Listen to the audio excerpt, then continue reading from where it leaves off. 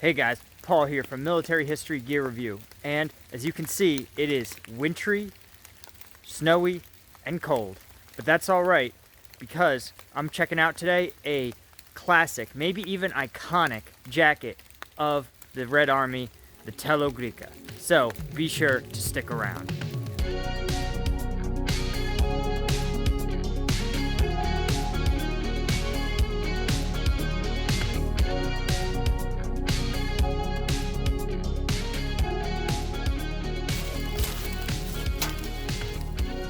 Alright guys, so let's talk about the Telogreika. So, I've been marching around, setting up my camp, getting some stuff, running back and forth from my car, and I gotta say, I've been impressed. This Telogreika has kept me very warm, even though it's only in the mid to upper 30s right now. The quilting actually does an outstanding job of keeping you warm, and that sort of makes sense, because as you see in modern commercial puffer jackets, they use the same basic setup of a quilted pockets, if you will, with some stuffing in each one to keep that warm air close to your body. And it's a really effective way to insulate yourself, just like it's an effective way to insulate your house. Now, some other features of the Telogreika.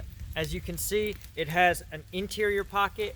It has, of course, two pockets along the sides, and that is pretty much it for pockets on this uniform. Now, it also has a back waist belt that you can see, because this jacket fits very snugly. It fits much more snugly than my Gorkas of the same size. I'm a Russian 48. And yeah, you know, my Gorkas sometimes run a bit small in the arms, but that's about it. Whereas this is really close to the body. Another interesting feature, you can see it's got the buttons and loops actually close well across your body, and that's to keep air from escaping through any sort of opening here, right? And it's quite effective at it. You can probably also see that this Telogreika comes very high on the collar. It's almost a Mandarin collar. And for me to close it, I really can't. It would become very tight around my neck. What is sort of disappointing about this is that it's not impregnated canvas. This is just cotton. So you can see the little bit of water that's dripped on me. It actually has absorbed right into the coat. So that would be a real liability on days like today where it's both cold but also wet. So Telogreika in Russian means body warmer. And the coat was originally actually developed by the Finnish military.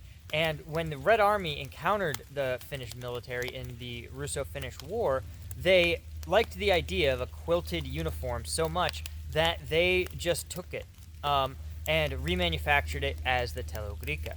Usually it would come as well with quilted uniform pants. And it was worn as an external uniform. Truly, wasn't even considered a jacket. It was considered a winter uniform for Soviet troops.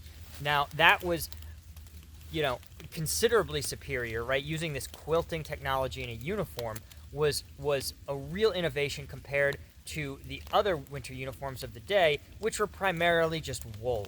But wool is, of course, very, very heavy, whereas this quilting material is quite light.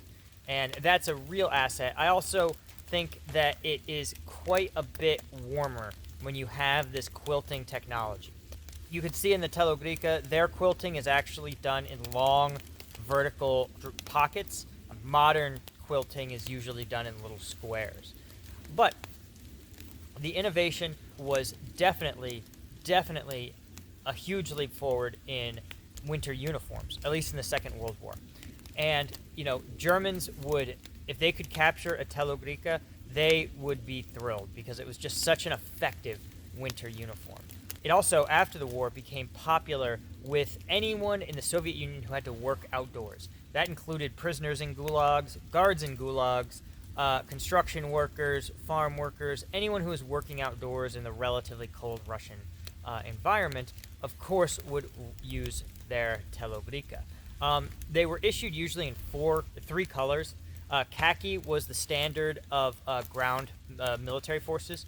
Tank crews would get issued black Telogreikas, and workers and civilians would be issued gray Telogreikas. These are actually so popular that the Russian state media, RT, has a Russopedia, a sort of cultural encyclopedia of Russia, and the Telogreika has its own entry. It sort of evolved over time and became a fashion item, and supposedly still is. Supposedly there are still Telogreika quilted jacket high fashion items that you can get in Russia. But at least for me, what are my thoughts on it? Well, overall, I gotta say, I do like it. I love it as a historical artifact, but it just doesn't really compete with modern manufacturing methods. Modern stuff is going to be a little more repellent to water. It's going to be have more effective quilting, right? Those puffer jackets can really compress down very small, and yeah, it's just it clearly shows that given the constraints that the USSR was operating under in World War II, shortages of material, a low manufacturing base, this was like actually an incredible uniform innovation and an incredible way to solve the problem of a lack of resources in a very cold environment. Another big deterrent to purchasing one is, of course, the cost. I had to have this shipped in from Ukraine, and it cost me almost $80, which for $80 you can actually get quite a nice warm winter coat here in the States.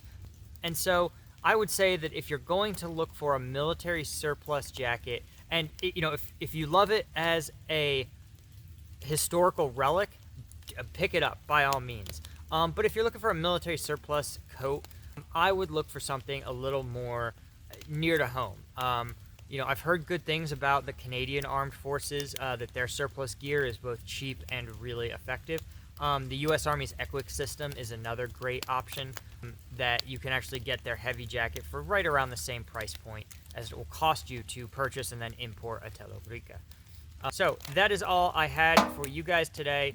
Let me know in the comments below, what are your favorite military surplus jackets? Be sure to like the video, and if you can, subscribe to the channel if you haven't already. It really helps me out. And until next time, I will see you guys on the trail.